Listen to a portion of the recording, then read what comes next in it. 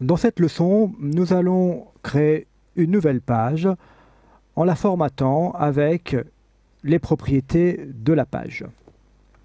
Je vais tout d'abord créer un nouveau document. Ce nouveau document, je lui attribue un titre. C'est une page qui concerne le guitariste Jimi Hendrix. Et nous allons enregistrer cette page dans notre dossier. Donc, enregistrer. Dreamweaver nous propose un dossier qui n'est pas le bon. Je clique sur Racine de site et je peux ainsi enregistrer la page au bon endroit. Enregistrer. Comme précédemment, nous allons ouvrir un texte préalablement écrit. Donc depuis le menu Fichier, Ouvrir. Je remonte l'arborescence de mon site. Depuis le dossier Données, nous récupérons le fichier nommé Hendrix. Ce fichier s'ouvre dans Dreamweaver. Je vais pouvoir copier l'ensemble du texte, CTRL-C ou bien COMMAND-C, en revenant sur ma page, édition, coller ou bien coller spécial éventuellement. Comme tout à l'heure, nous allons modifier légèrement l'ensemble des balises. Donc je fais un retour avec la touche Entrée pour réaliser un paragraphe. Ce paragraphe sera transformé en zone d'entête. Pour la biographie, nous allons procéder de la même manière. Biographie est à présent insérée dans une balise P que je transforme en balise de type en-tête de niveau 2. Nous allons également créer un paragraphe supplémentaire à cet endroit-là. Nous allons modifier les propriétés de cette page en utilisant l'option Propriétés de la page, qui va nous permettre de manière simple de choisir des couleurs et un formatage pour les balises P, les balises d'entête, ainsi que pour les liens. Au préalable, nous allons réaliser un lien depuis ce texte. Donc pour réaliser un lien à partir d'un texte, nous le sélectionnons. Puis, dans la zone lien, nous allons écrire l'adresse de la page à ouvrir lorsque l'internaute cliquera dessus. Pour cela, je vais ouvrir un autre document texte sur lequel il y a écrit le lien. Je le copie, CTRL-C, et je le colle à l'intérieur de cette zone lien. J'appuie sur la touche Entrée pour valider.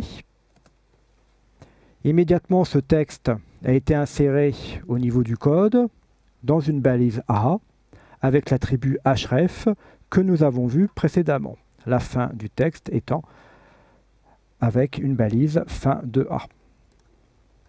Formatons maintenant notre page. Pour cela, je clique sur le bouton Propriétés de la page.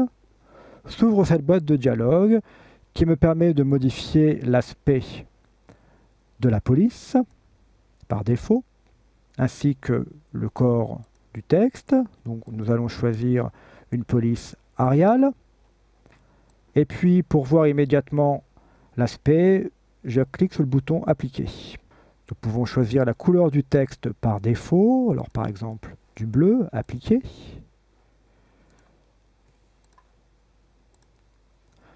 Nous pouvons choisir également la couleur de l'arrière-plan de cette page. Appliquer. Nous pourrions également choisir une image d'arrière-plan. Nous allons en choisir une que nous supprimons par la suite car par rapport à du texte, cela crée parfois des éléments assez incompréhensibles. Donc je vais choisir l'image de motif que nous avons créée précédemment depuis Photoshop.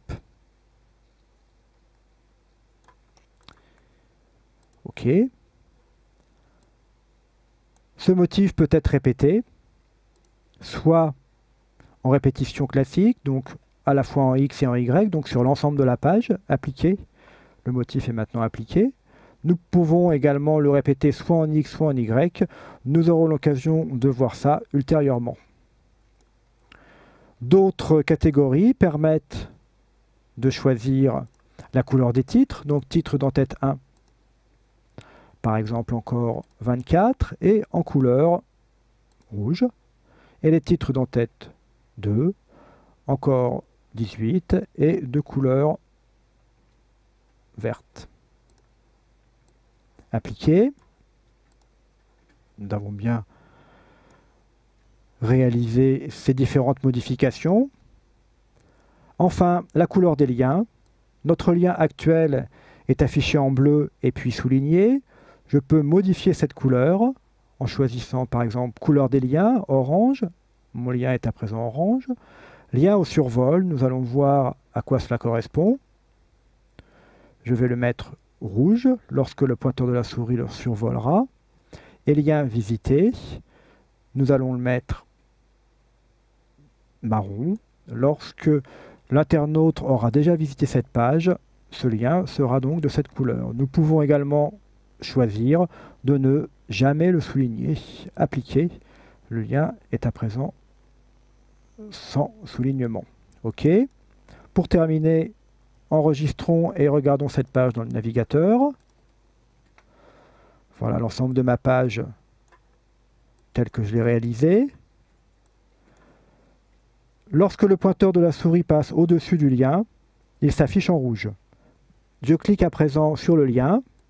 Nous allons avoir la page Wikipédia qui s'affiche. Je reviens sur la page précédente. Mon lien est bien affiché en marron car j'ai déjà visité cette page de Wikipédia.